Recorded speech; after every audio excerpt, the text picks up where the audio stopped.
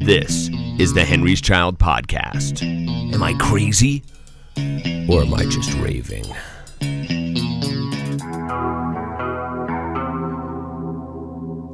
Hey guys, Thom here. Welcome to episode 31 of the Am I Crazy or Am I Just Raving podcast.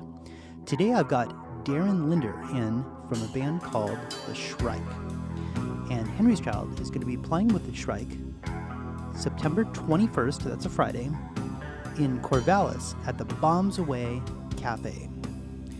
Darren's a great guy. We had a fun conversation, and as it turns out, there's a lot more in common that we have than just being musicians.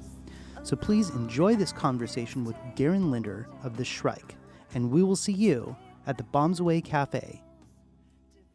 Well, you know, it's funny, Darren, the whole reason that even getting back together back in 2014 is kind of what initiated doing this podcast. Oh, nice. I have other podcasts for other aspects of my life, but like music is a pretty big one. So yeah. I have a tendency to kind of, you know, if we could indeed do what we love, which we always are, right? Yeah. And not have the concerns. Totally. And the reality, at least for me in my life, is if you have a good, solid foundation at home, you can pretty much do anything, man. Mm-hmm. Nothing is impossible, I think. Yeah, well, I'm glad you're back. Yeah, thanks. Yeah. Let's see. Tell me about the Shrike. How long has the Shrike been together? The Shrike started in 2013, so we've been around for 5 years, and we've gone on a little tour every year, which we love doing, getting out there and playing. And we just had a sort of a roster change where we took a break and added a new position and replaced another instrument. So now we went from a 4-piece to a 5-piece, which really fleshes out the sound and makes it way better. That's nice. Yeah. That's nice. You know, we moved to a 5-piece too, adding another guitar after we started recording the new record. Yeah. Awesome. Yeah, it makes it so much thicker. It really does. Love it. So do you kind of, and I kind of got a sense when we started talking about the possibility of shows during the month of September and October, do you guys pretty much play all year round, or do you kind of like focus on just this particular, like going back to school kind of time? Like, is there a strategy involved in that? Yeah, a little bit. We play all throughout the year around Oregon, but when we want to circle out further, we actually book that tour, and that's landed in October. I'm not sure why. I think there's summertime is maybe odd because all the festivals, there's a lot of competition and people travel. It's kind of baseball season for touring, you know? So yeah, so we avoid that. Unless you're on some caravan of craziness. Right. There's no, you know, nobody really goes out to local shows. Yeah. I don't know, that's not true, but right. Local shows that we would have. Let's put it that way. Yeah, it's just always worked out that September, October landed pretty well for all of us, so that's our go-to. We do other parts of the year as well, and I think we're going to do one in the spring, but again, then you have to avoid some of that springtime stuff where there's everybody's touring or there's events that knock out any competition in that town for that whole week. Right. And I will admit that I have a little bit of a slight advantage in that I listened to the Simon Tam podcast with you. It came out last week, I think, and it's what is it? Music Business Hacks. Yes.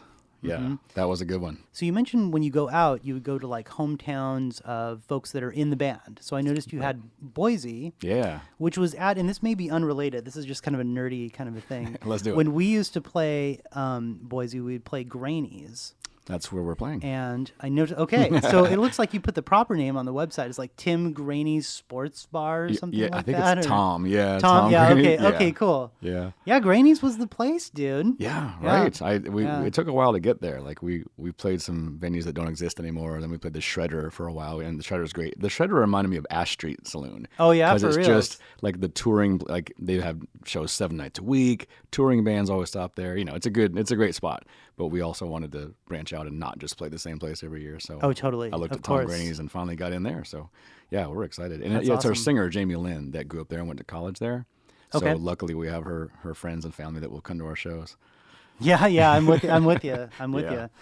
It was interesting. I always ask anybody that I can who books shows like how they kind of do it. And one consistent we were talking about this before we sort of started recording, but looking at the threads in life, looking at the consistencies you see between people and events and this beautiful thing, this amazing thing we're in called life. Mm-hmm.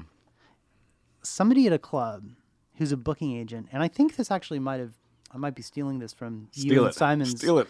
It's such a thankless job. Yeah. Because the Right. person that is doing the booking is usually probably like serving drinks while the bartender's on his break, Right. or serving food, or working the door, or doing something like that. Yeah. And one of the things that has come up numerous times, this is another thread, is especially in Portland, and let's even expand that view even more, like we're on Google Maps and we're kind of making the circle a little bit bigger Right. to the Pacific Northwest. I've kind of made the observation that things are really saturated. There's a lot of Yeah. venues, and there's a lot of bands that will fill that venue. And so that creates a lot of competition. Mm-hmm. Do you feel like that's the case? There's no shortage of bands, that's for sure. Right. I don't know. Lately, we've been sort of mourning the loss of a couple venues. You know, Ash Street Saloon, which I just referenced, closed on New Year's Day. And I got the opportunity to work there part-time for the last 6 months just to get in on that end of history. And so I had a good insight as to their closure. But they did it right. Like, they knew the date was coming, and they planned for it. And they planned that end week where each night was a themed event with bands that in some cases reformed just for that night. Wow. After 10 years or even, who That's knows, 20 cool. years. Yeah, to have like the hip-hop night or the death metal night or whatever. But, you know, they went away. There's 2 or 3 other ones that we all know about that just kicked out. So I don't know. Maybe I feel the opposite. That is, especially for hard rock, there's a lot of acoustic singer-songwriter venues or places that are more mellow music. That's true. But for, you know, we're definitely not metal, but we're hard rock. And so for hard rock, you're looking at Dante's, Tonic Lounge, a couple more. But I mean, the places that we used to have at that level are narrow. And like, there's bigger places, sure, but it's hard to. We played the Roseland Theater once. We got super lucky and got involved in a festival. But I mean, the Roseland Theater is huge, so you can't just book that at our level. I think it's less competitive though, because this is something I chatted about with Simon. Is that in the 90s, I remember it. So I grew up in Eugene, and I was in a band there, as you were. And I just remember the poster battles of like covering up. You'd see somebody who's playing the same night as you that you think's your competition. Right, you think that they're the same genre as you, and you're like, oh, let's tear that poster down or cover it with ours. And then they see that you covered theirs intentionally, and there's all this space around there, so then they tear yours down.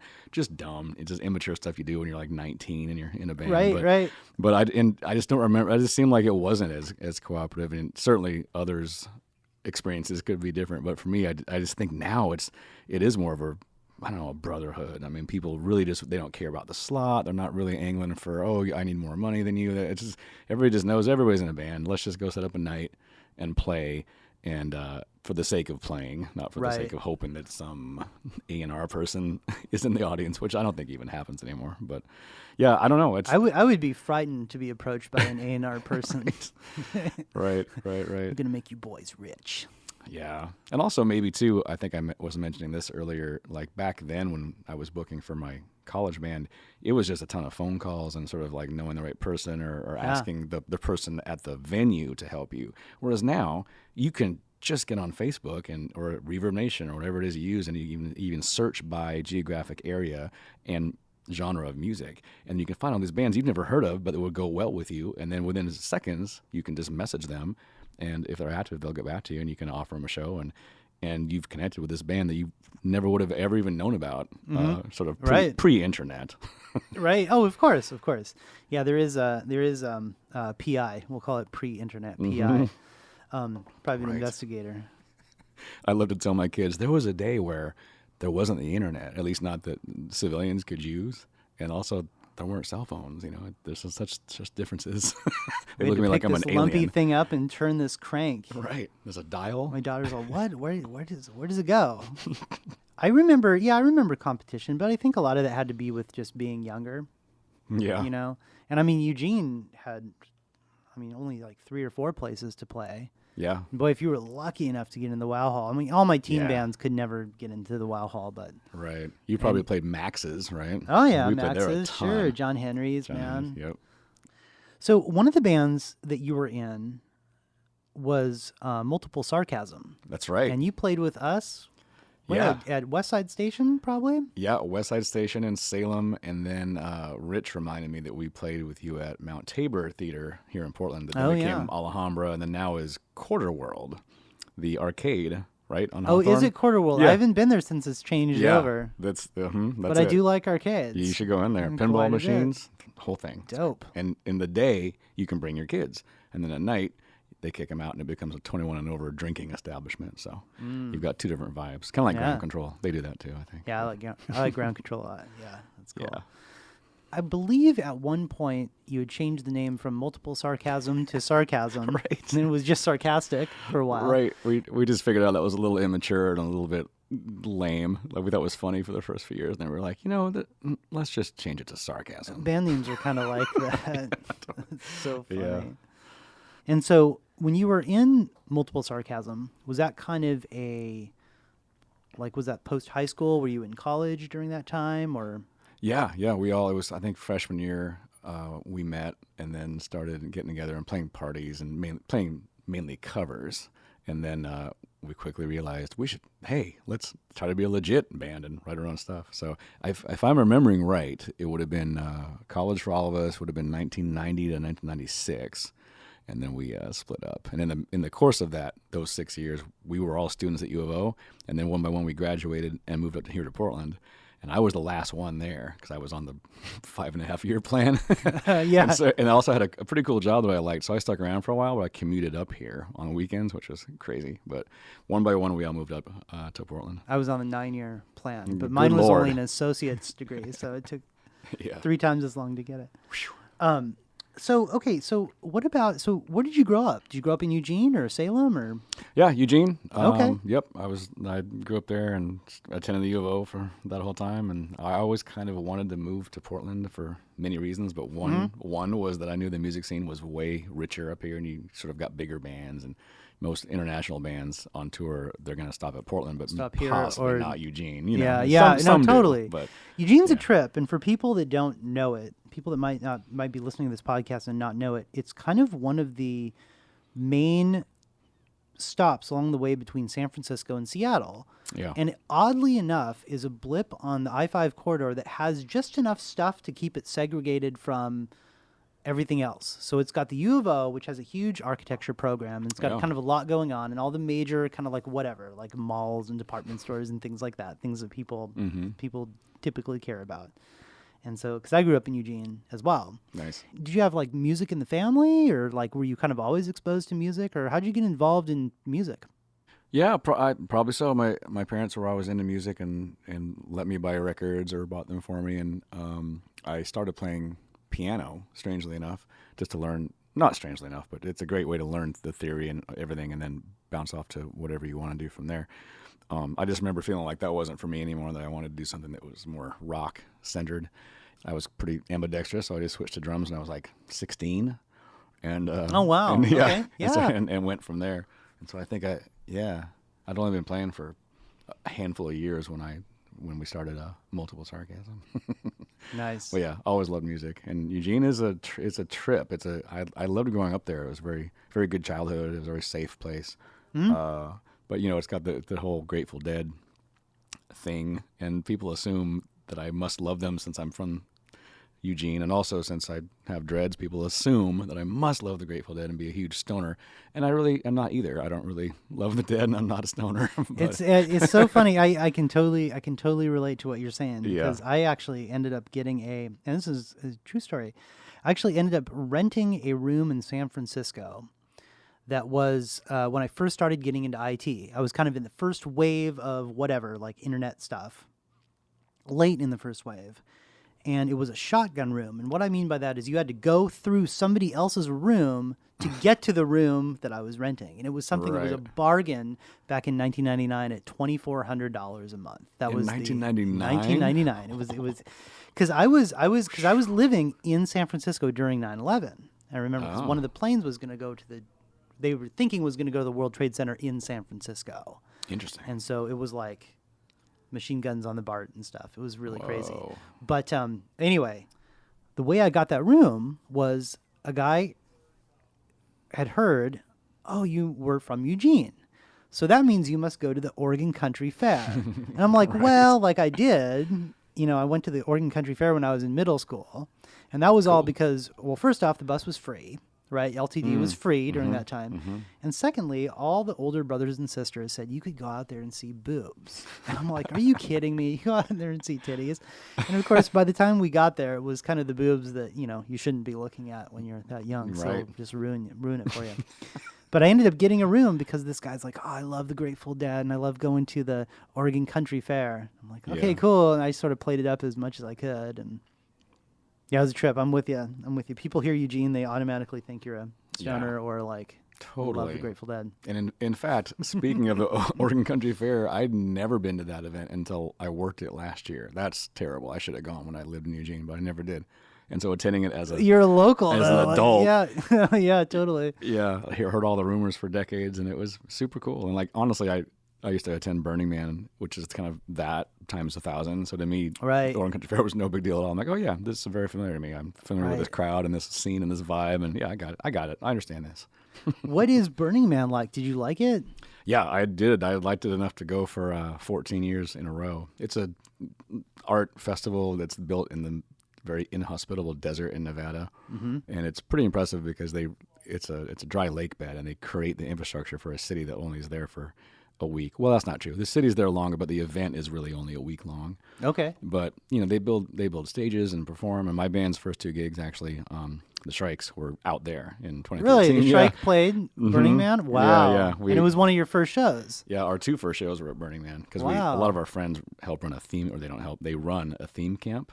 And so we had access to their stage, and it was super fun. But there's lots of DJs, and there's lots of stereotypes about Burning Man as well. But it's basically a great art that's there for a week, and then they burn it. And there's there's a spiritual aspect to it, and it's very accepting, and it's there's no money exchange. It's just like you're on Mars, and right? Like you're so it's not like a in barter America. system, right? It's almost it's more gifting. Like it's not so much you and me are going to haggle over something. It's more of, I'll just help you fix the flat tire on your art bike and then say goodbye. And then later, perhaps you will cook dinner for somebody else that you don't know. And then perhaps later they will pay it forward, right? So it's not so much, it's more just gifting. Like there are things for sale, like they'll sell ice because you have to keep your food from spoiling, sure. But it's a huge leave no trace event. Like there's no store. You have to bring in everything you're going to need and survive in super hot temperatures in the day, super cold temperatures at night, windstorms that'll blow your tents away, which happened to me a couple years ago. And I'm no newbie, like I should have known better, but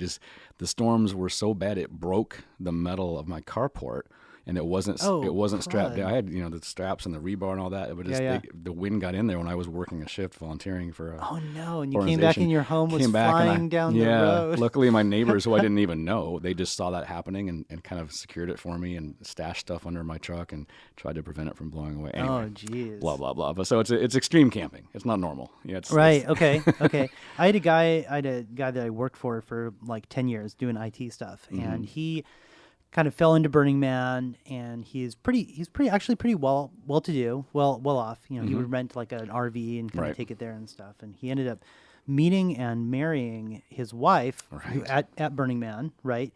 And so she would always come back and she would ask us on team calls. She's all like, "Are you a burner?" Right. And I'm like, what are you talking about? And it's funny because it goes back to like getting that room in San Francisco. Like I thought, does that mean like I burn weed or something like that? No, eventually after 3 click downs, she's like, oh no, I meant going to Burning Man. I'm like, oh.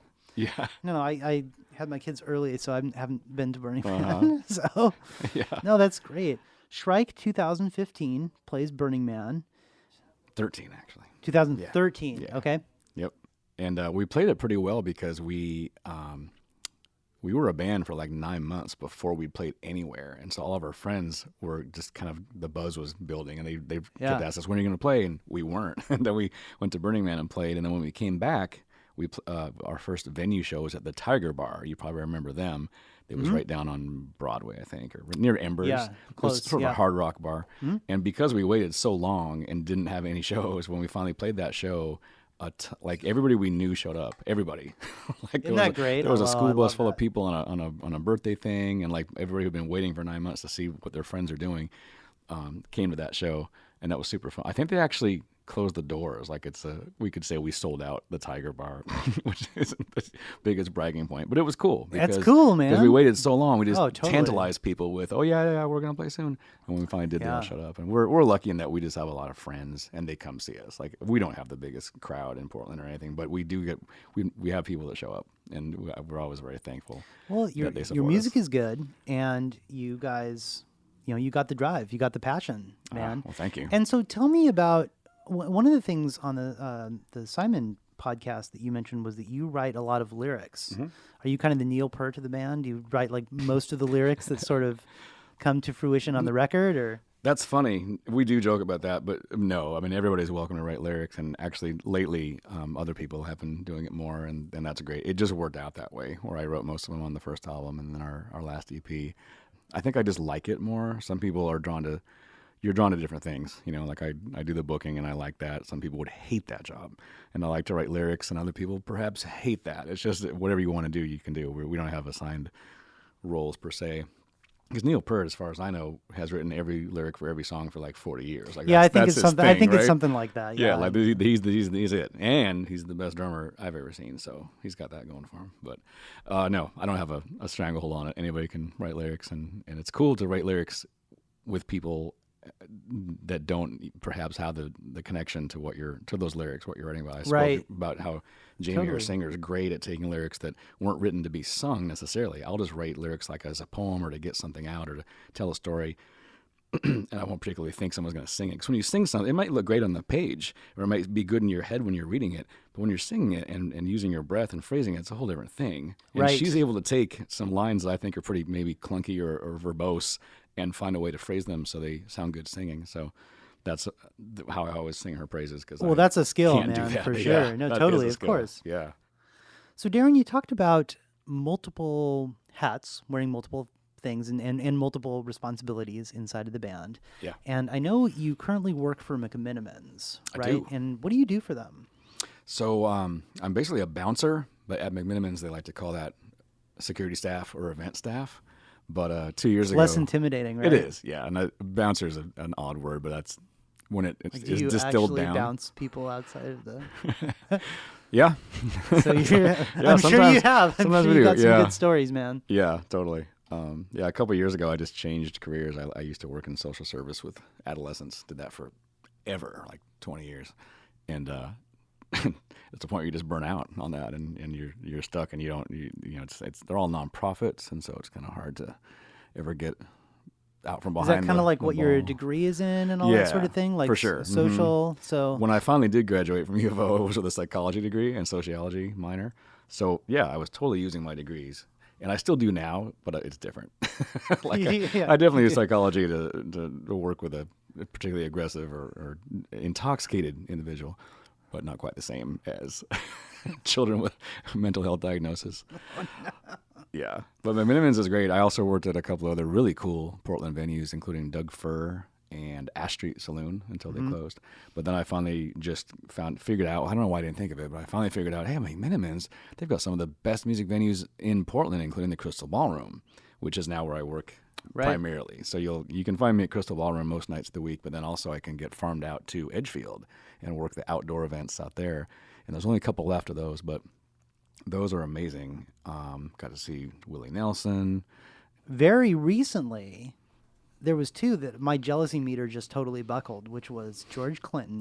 Because I just anything funk, I just have a very soft spot in my heart for. Mm-hmm. And then the Revolution.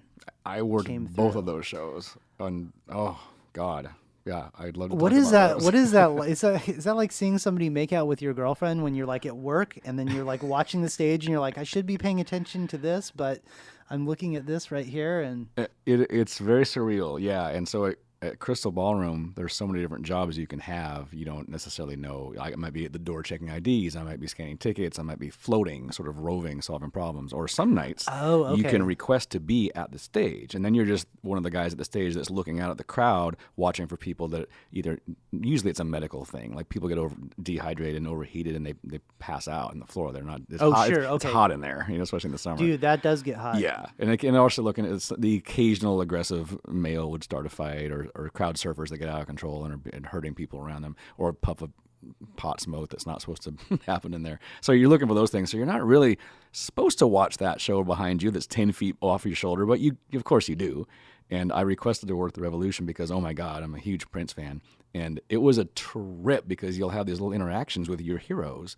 They don't know if you love them or even know who they are, because a lot of security people don't necessarily track every show. They don't even know who's playing that night. Whereas I'm of the opinion that I'm going to research who's playing and put myself in the right place for that show, because I want to meet them. And it's a good balance, because I don't want to geek out and ask them, can I take a picture with you again? I'm trying to be professional. I'm at work. I don't want to do that. I want to do it, but I don't do it. Right, but sure. But you still might have a conversation with them, because they'll come up to you and just start talking, which is what happened with the Revolution. I was in the lobby during the day when they're doing load-in, and Bobby Z, the drummer, just came up and started talking to me and one of my coworkers. And he didn't know anything about me. He didn't know I was also a drummer. He didn't know that I am in my own band. He didn't know that I love the Revolution for 30 years. He didn't know all the memories I have to those albums.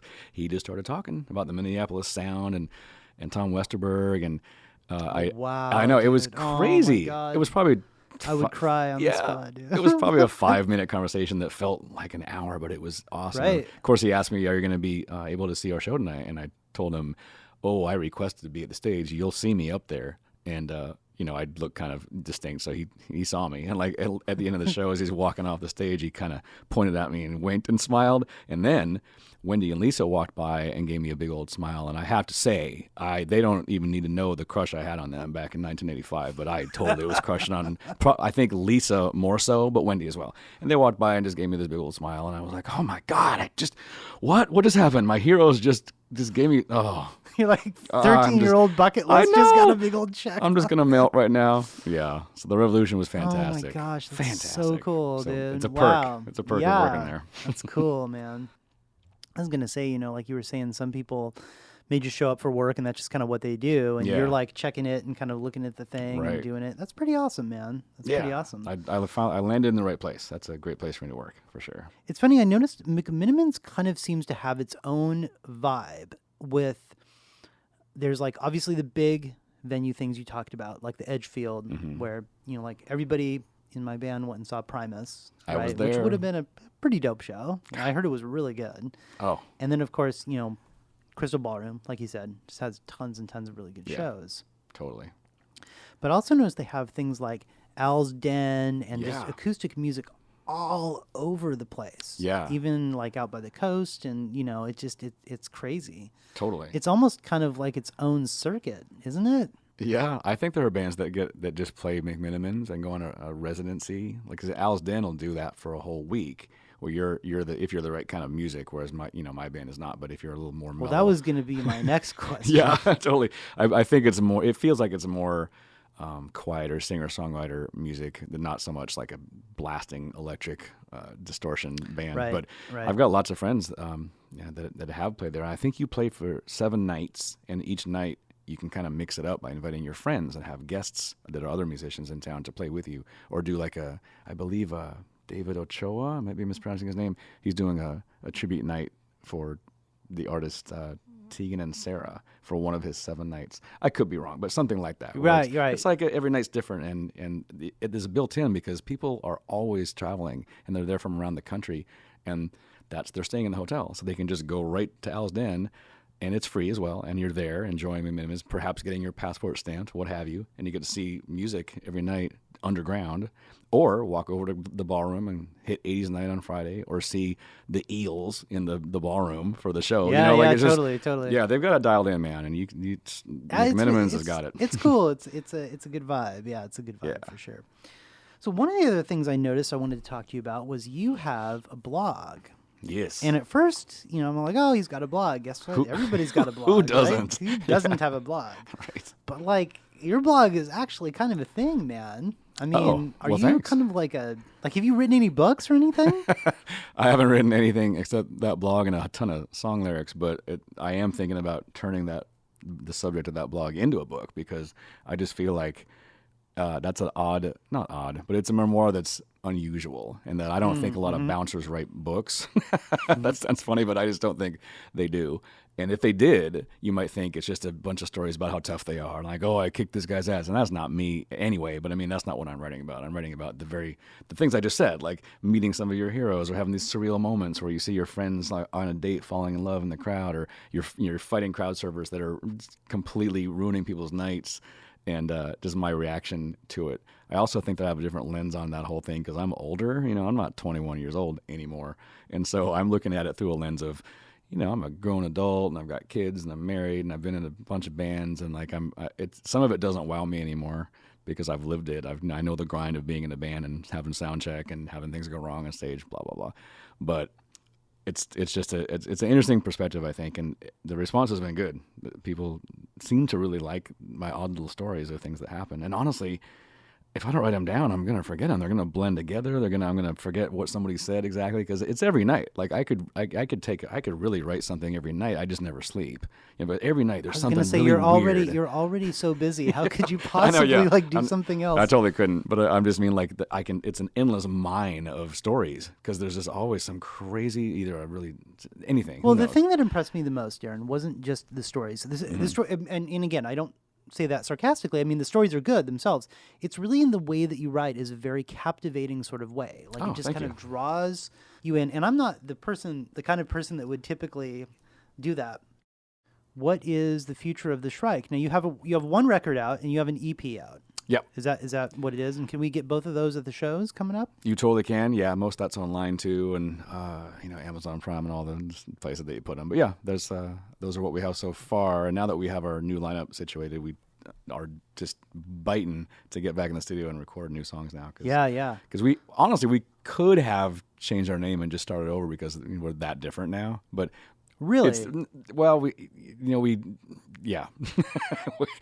changed a whole lot, and we've really just ramped it up, and it's a lot. We're all more relieved and happier that our sound has that's good. changed, and we have really, really, really, really good musicians that have come in to flesh out our sound. Yeah, so. It's when you feel that synergy together, it's just impossible to. I mean, even trying to describe it sort of dilutes the actual feeling. I'm with you. Yeah. I'm with you. I mean, there's I even tried to play music up here with different people, and I just can't do it, man. I really, it's just this core of Henry's Child is, and 7 Second Circle, which is another band that Rich and I have.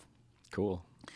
Is really, we get together in Salem, and so it's quite a trek every week, a couple nights, but it's also in the middle too, because there's guys living in Eugene as well. So it's kind of like everybody sort of converges regionally, if you will. And we've had the same studio, dude, for like close to 9 years. Wow. Close to 9 years. Yeah, it's in Salem. It's just this like nondescript little, like you wouldn't even know it was a studio kind of a thing. Right. But speaking of that, of which you mentioned something about like being out on Amazon Prime and that sort of thing. What does the Shrike do for distribution? I don't think we have the best answer for that, nor do we probably do it as well as we could. But if you get connected through CD Baby, they sort of will run that for you. Like when it's time to push, you probably know this, but when it's time to push out a new release, like that, it'll just happen. Like CD Baby will work with you and do the push to whatever, Spotify and Amazon and use Reverb, Facebook, whatever. But it sort of happens like that, and then. This is an element that I don't actually run in this band, but if my guitarist was here, he could tell you about it. But oh, really? You don't run distribution? No, okay. I don't run distribution.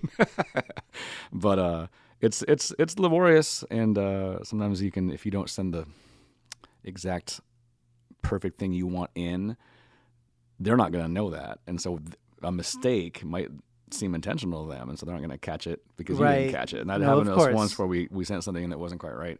I think a guideline was still visible. It should have been invisible. Oh yeah, and then it's too late. Like it's out of your hand. And it's even hard. Well, what I found is it's even harder to reverse that. Like to go back and you're just just couldn't remember. You just kind of roll your eyes and go, God, It's funny. I was talking to Daniel Riddle about the same thing, and he has his own. He's managed to kind of keep his own record label going. Nice. And he did the Rob Winnie album, Brave and Strange, and he does works with a bunch of artists. And he put it very succinctly in a way that kind of, I don't know, it just resonated and made sense to me, which is it's less these days about distribution, meaning selling records, because you have to kind of pay just to be on those platforms, and then the payment back is so minuscule and small that it's way more about curation. So you're right. So the meticulous part comes in. This is why, honestly, dude, this is why I'm in IT, because I just love that little meticulous kind of thing, which is like the metadata, making sure the metadata is all consistent. And so when it's all downloaded, it's all kind of there.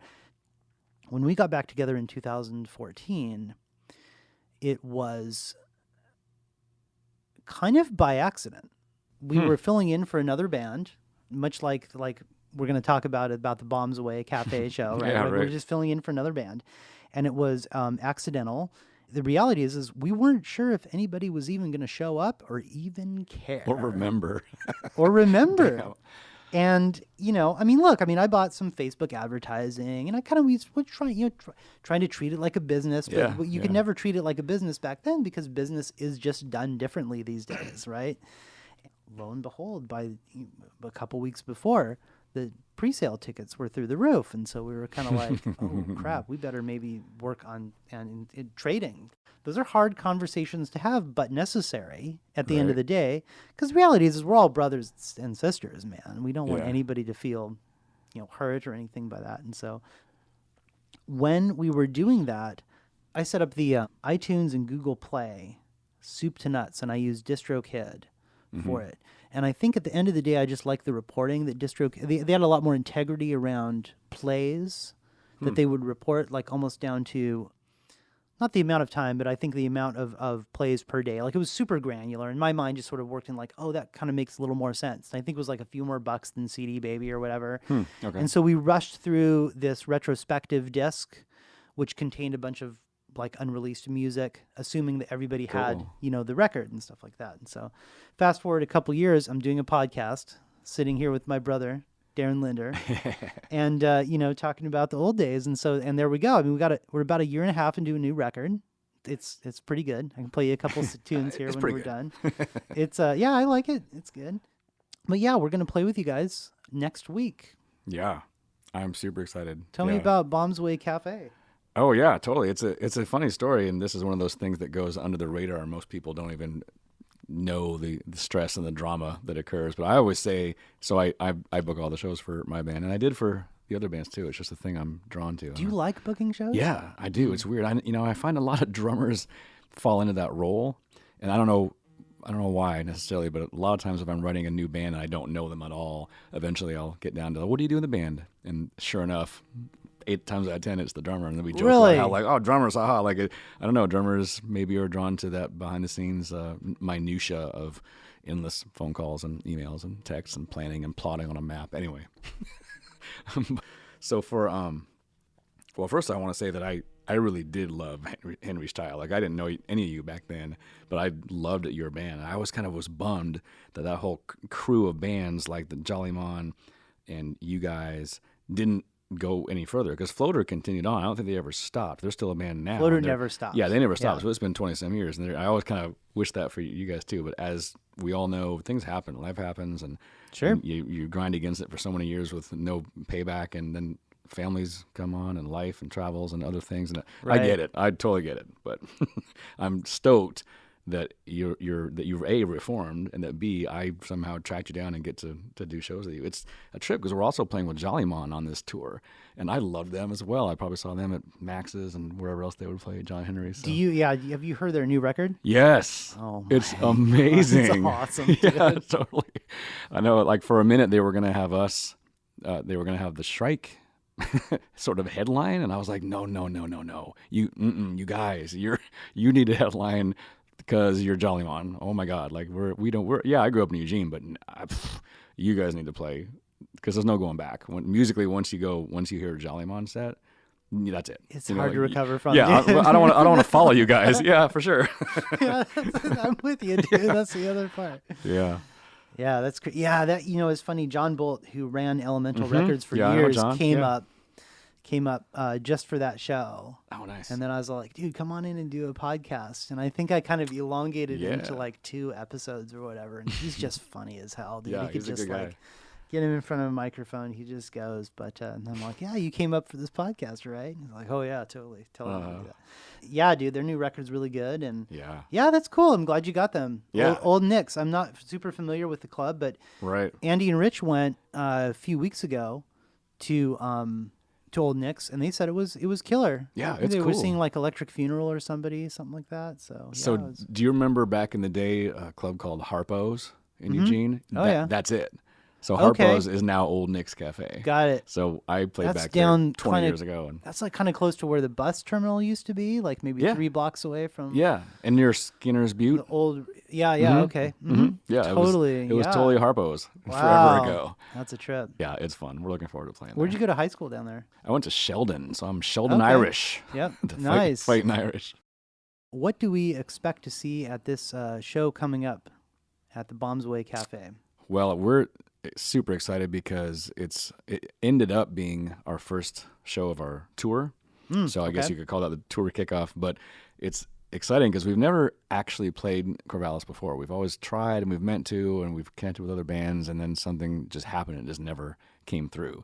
But we always wanted to because it's Corvallis and OSU and college town, and it seems to make sense. I'm with you. Yeah, and there's a certain logic to wanting to sort of own your state. And by that, I just mean play everywhere in your home state that you can that has a legitimate scene. And so that's why we always play Eugene, Portland, Salem, Corvallis. Where was Peacock? The top of the Peacock.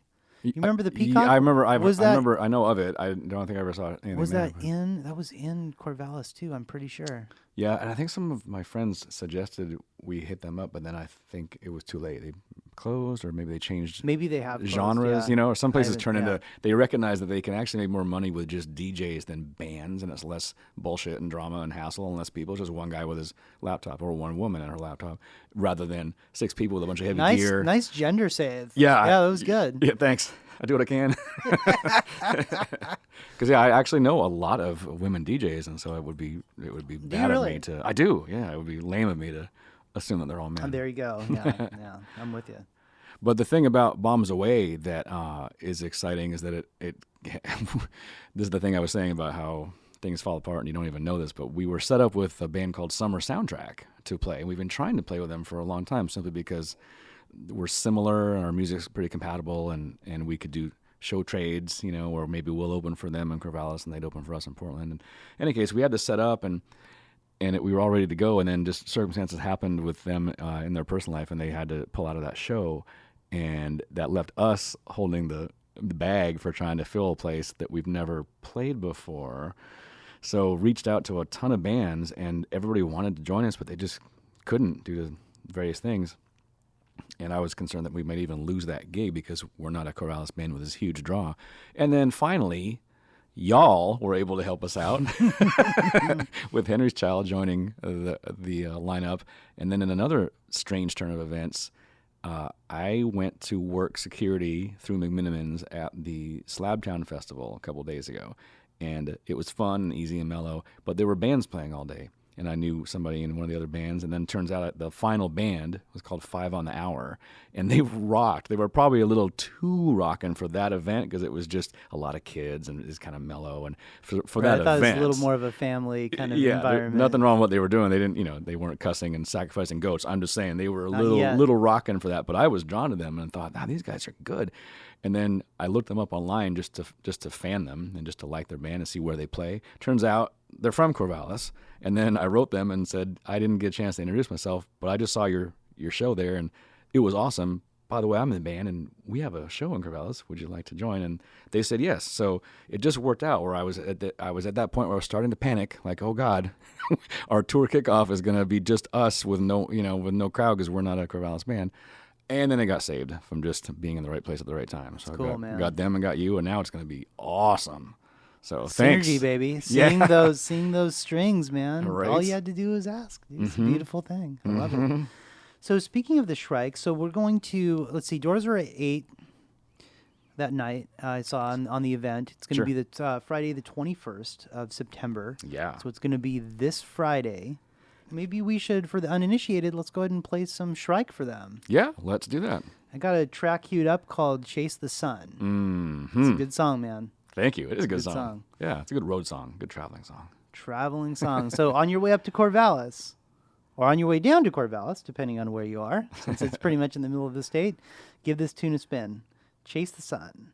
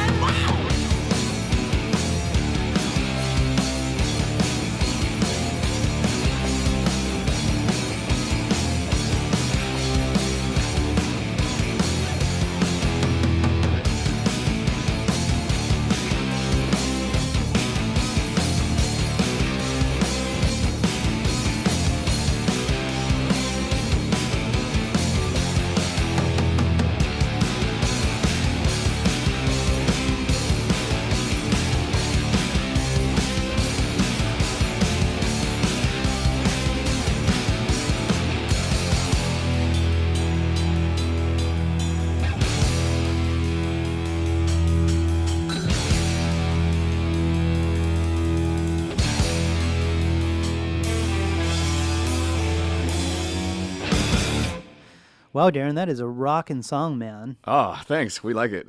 Yeah. That's one of your favorites to play on stage? It is. It ended up being our go-to opening song because it's just a good one where it's good to match all the levels and like the sound. People enjoy it to get everything gauge sort where of we're supposed to straight. be. Sure, man. And it's just totally. fun, and it's not.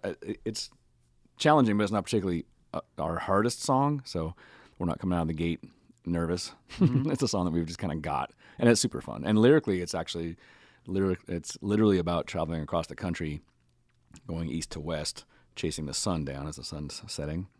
It's cool when a song has meaning of a memory that you actually participated in. Absolutely. Yeah. And then when that memory gets into and seeps into other people's lives, and then they tell you about it. That's the that's the powerful, man. Yeah. That's powerful. That's cool. Yeah.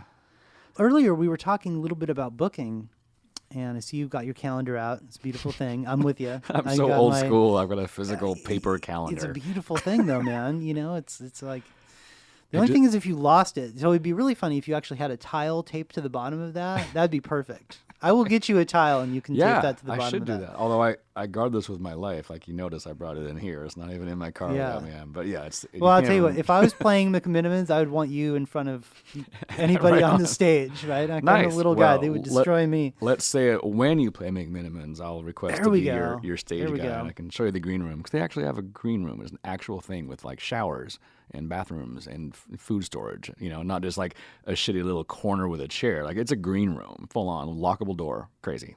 Anyway, back to your calendar. Yeah. So how far out in advance do you book shows? Oh, that's a great question. And you know, there's no good answer for that because I've read a few books on booking tours and read some other blogs, and depending on the level your band's at, for one thing, but that will affect it. But also some venues say, oh, at least 6 months, 9 months. If you really want to get on somewhere, it could even be a year in advance.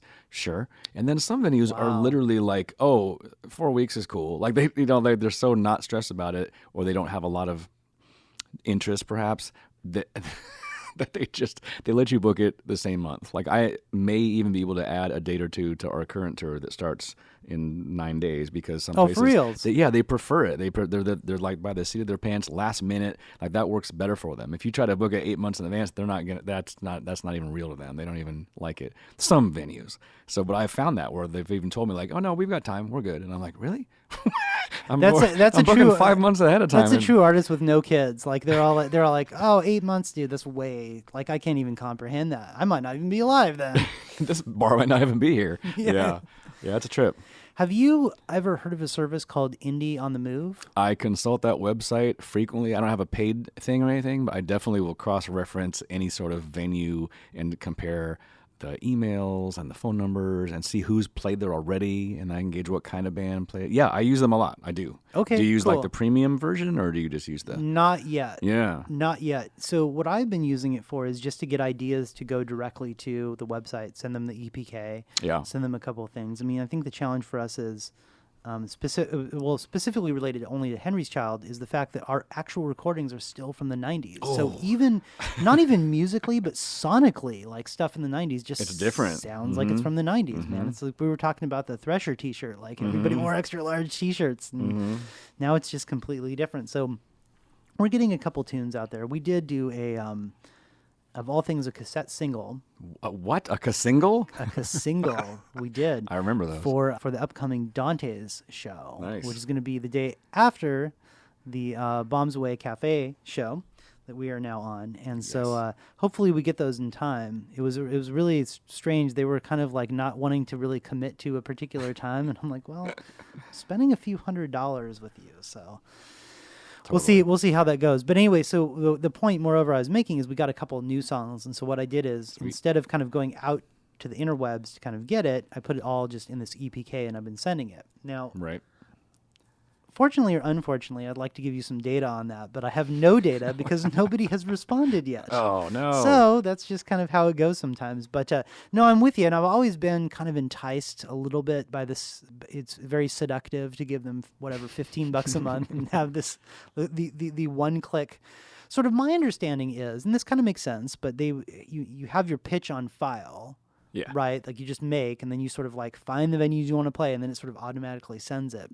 But I have used that as cross-referencing. There's two places I found up in Olympia. I'm not going to mention them because they have not written me back, so take that, Olympia. But I thought Olympia would be a good one on the way to Seattle. Right. You can get Seattle shows. I thought that too. Portland shows. So it's like, or even a Vancouver show. It's like there's possibility there. So, yeah, I was curious about that Indie on the Move. Yeah, I use, so basically I'll set up this calendar, and then I'll have my MapQuest page open, and I'll have Facebook open, I'll have Reverb Nation open, and then I'll also have Indie on the Move open, and I'm just connecting all the dots, because sometimes this is interesting. The info that they have on there has changed, and it's wrong because somebody's quit or gotten fired. So the booking email is incorrect. And sometimes the easiest thing to do is just to message them on Facebook and say, hey, what's the current email for booking? And turns out you'll get an email that you've never seen before on any other website. Like it's brand new, different, or they're purposely keeping it a little under the radar because they get deluged with probably 200 emails a day. I don't really know. I could never do that job. I like booking my band, but the thought of booking for a venue would make my head explode. So I don't know how doing they it do that every night. God. I'm with you. I'm with you. Yeah, that'd be crazy. It's a tough job. Yeah. Yeah, in IT we call that one layer of indirection. So it's the one email that sort of is kept underneath the thing. They're like, it goes to my phone, so right. I only send this to bands I want to book. Oh, that's great, man. I found one venue that actually said email and Facebook is not preferred. Just call me at this number. And I was like, whoa. That guy's old school, man. What? You want me to call you on the phone? That's awesome, but it's just rare, you know? Oh, it is. It'd be better if it was a payphone and then he answered it and somebody just yelled out. Or can you page me? Yeah. Travis, are you here? Can you take this, man? Just beat me and I'll call you back from a payphone. Shady. Good times. All right, man. Well, hey, listen, I think we're going to wrap it up. Thanks for coming in. Appreciate having you on our show. Thanks for having me. This was fun. Yeah, man. I'm looking forward to the show. It's going to be awesome. Yeah, it is going to be awesome. Totally. Come on out Friday, September 21st to Bombs Away Cafe in Corvallis. Yeah. Awesome. Doors are open at 8. Come and see the opening band, which is 5 on the hour. 5 on the hour. And then Henry's Child's going to play with the Shrike. Yes. Thanks for coming in, my friend. Thank you. Hey guys, Thom here. Thanks again for hanging in with us this far. And just a quick reminder, we have a whole slew of shows coming up in the end of September. So talk about a welcome back to school time. We've got September 21st at the Bombs Away Cafe. That's going to be with the Shrike and Darren, who I just interviewed for the Am I Crazy or Am I Raving podcast that you just heard.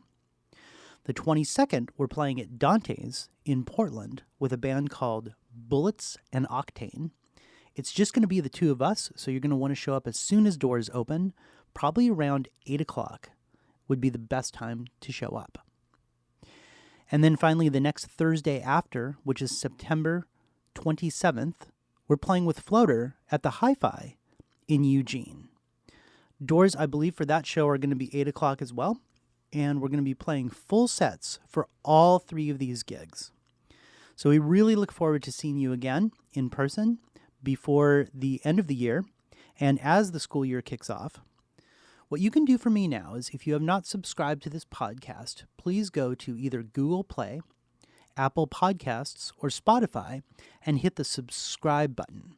That way, you'll make sure that all of the Henry's Child podcasts come directly to your mobile device. Coming up next week is a special podcast where I went out to Mazinga Studios and I interviewed Daniel Riddle of King Black Acid. We had an awesome conversation, and even though he was a few years before me when it came to actually hitting the music scene, his bands Hitting Birth and King Black Acid and Indigo Zeros laid the foundation for what eventually became the Eugene sound. I really, truly believe that. So tune in for that episode. It's coming up next week. It's going to be freaking awesome. So thank you so much for listening, and we will talk to you soon.